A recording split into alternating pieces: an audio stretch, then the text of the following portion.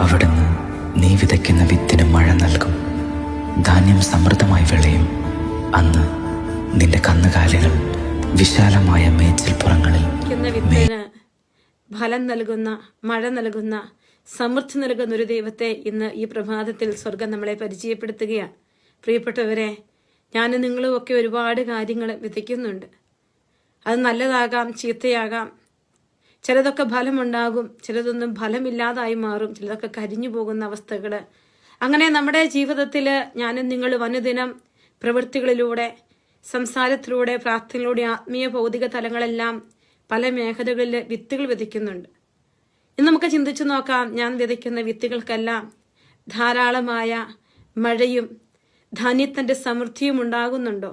ഇല്ലെങ്കിൽ നമ്മുടെ ജീവിത പ്രവൃത്തികളിലാകുന്ന വിത്തുകൾ ധാരാളം ഫലം പുറപ്പെടുവിക്കുന്നതായി മാറാൻ സ്വർഗം നമ്മളോട് ആവശ്യപ്പെടുകയാണ്.